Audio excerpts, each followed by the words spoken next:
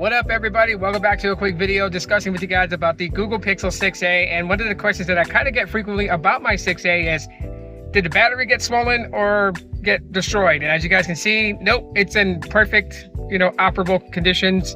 It's still working just fine. Android 16 on it is flying pretty good.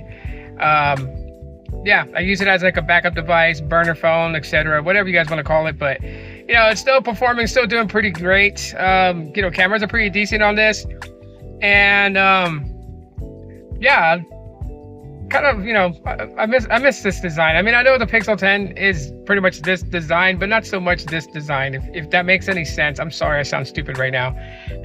It is hot. I am tired, doing 2 flex orders today, and so yeah, I'm ready to crash back out. I've been doing Amazon Flex since 3:30 this morning, and it is 12:18 p.m. right now, so you guys get the point. But back to the phone in itself.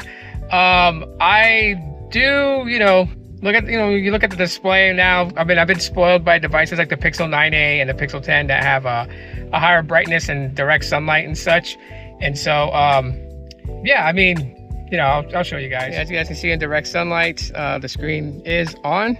That's what it looks like. So yeah, I mean, it could be a little hard to see in the sunlight, but it's not something that was released this year or last year, so it's forgivable.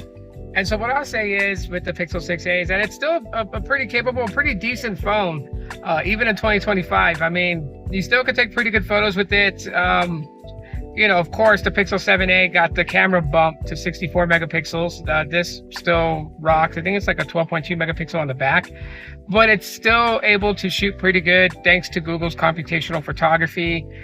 So you'll get some pretty decent photos. Maybe I'll do like a camera shootout between the Pixel 6a and the Pixel 10, so you guys can see the differences between. I think we're so spoiled with camera sensors on smartphones today on what they're able to do that we forget what types of cameras we had, 5 years ago and such. So, but anyways, that's just my quick update with you guys, especially for those who wanted to know, did the Pixel 6a get swollen or explode on me? And this particular one was not fazed by the problem that some of the other 6as kind of went through. And I know because my dad's 6a went through that problem, which is why he's being upgraded to the Pixel 8a. But thanks for checking out Saturday's video for you guys. I just wanted to get a video out for you guys, and I appreciate you guys watching it all the way through. If you did, #real1, and I'll talk to you on the next one.